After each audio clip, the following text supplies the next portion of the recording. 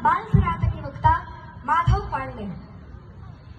आज का विषय है भगवान परशुराम। कहता है इतिहास जगत में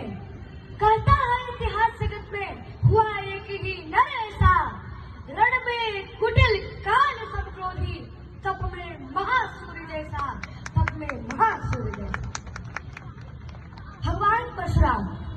भगवान परशुराम ऋषि जमदग्नि और माता रेणुका के पांचों संतान थे। इनका जन्म वैशाख शुक्ल पक्ष तृतीया तिथि को मध्य प्रदेश के इंदौर जिले में मानपुर के जनाभाव पर्वत पर हुआ था।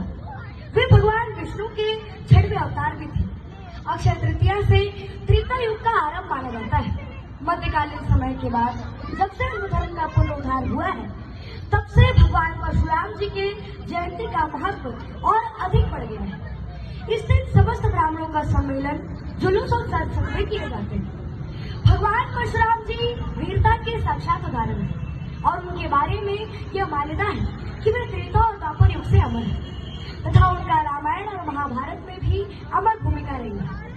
रामायण में सीता के स्वयंवर में भगवान श्री राम जी के द्वारा भगवान शिव के पिनाक धनुष तोड़ने पर भगवान परशुराम जी सबसे अधिक क्रोधित हुए थे।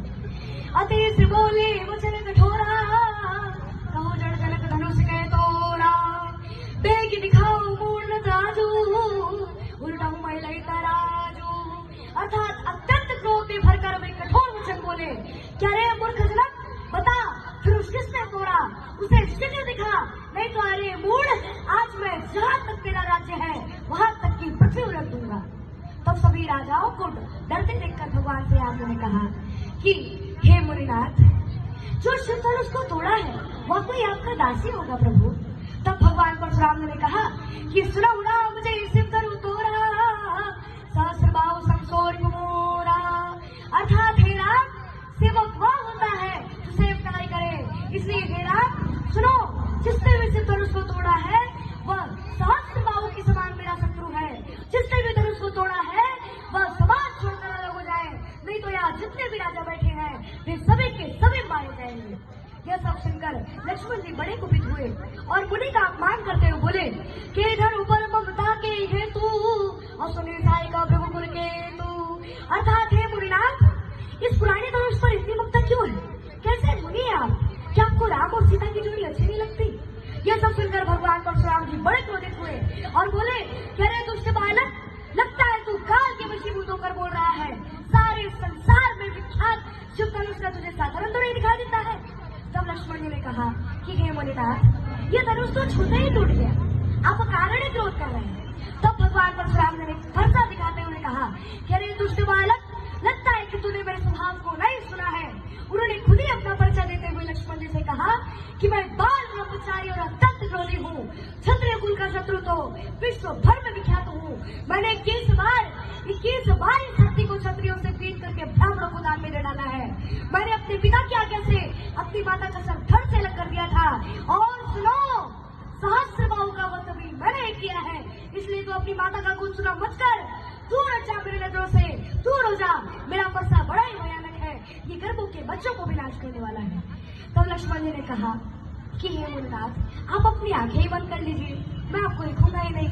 और मैं ही नहीं, बल्कि लक्ष्मण जी ने कहा कि पूरी पूरी मोई दिखाओ कुठारू और चाँद उड़ावर फूकी पहाड़ू। यहाँ कोई कुलवतिया नहीं और कई तरफनी देखी मर जानी। अर्थात लक्ष्मण जी ने कहा कि हे मुनिनाथ, आप मुझे बार बार कुल्हाड़ी दिखाते हैं, फूक से पहाड़ उड़ाना चाहते हैं। यहाँ कोई कूड़े की भतिया नहीं है जो कि 10 उंगली देखते ही मर जाएगी। तब भगवान परशुराम ने कहा, कह रहे दुष्ट बालक, मैं तुझे बालक समझकर छोड़ रहा हूँ। तब लक्ष्मण जी ने कहा, कह रहे हमारे मेरे कुल में रीति नहीं है कि ब्राह्मण और गाय पर शस्त्र रोका जाए। इसलिए हे मुनिनाथ, मैं आपको ब्राह्मण समझकर छोड़ रहा हूँ। इस तरह से बहुत तर्क वितर्क हुआ।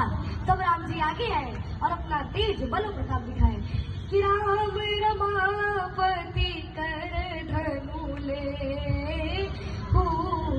और खेचहु चाप मिटहु संदेह। अर्थात प्रभु के बाण खींचते ही भगवान परशुराम जी का सारा संदेश समाप्त हो गया और वो तपस्या करने के लिए चले गए।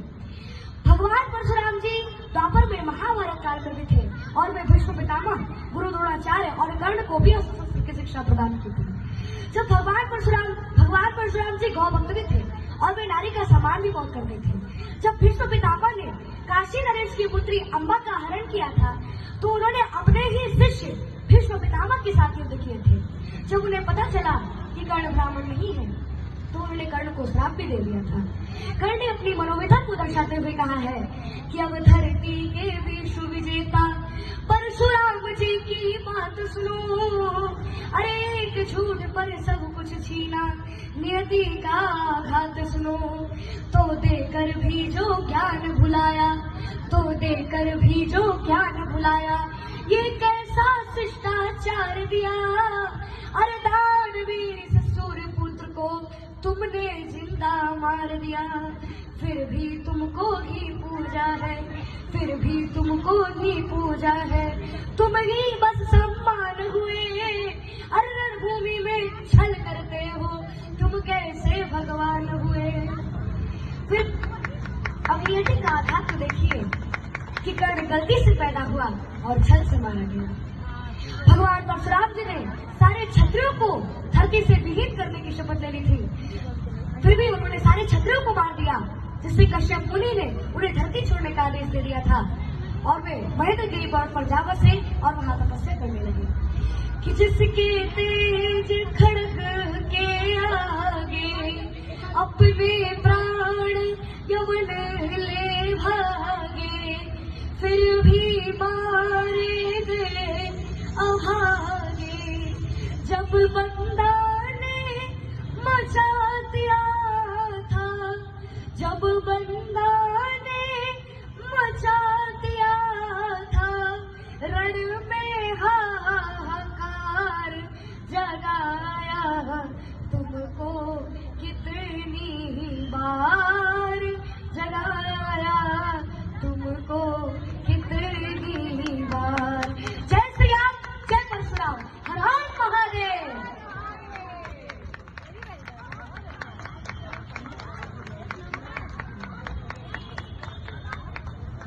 बहुत अच्छा। ऐसे बच्चे हर घर में पैदा होने चाहिए। अपने अपने बच्चों को ना ऐसी शिक्षा दो कि ऐसे बच्चे अपने हर घर में होने चाहिए। बहुत बढ़िया माधव, बहुत बढ़िया, hats off you, thank you. अभी अपने जो एक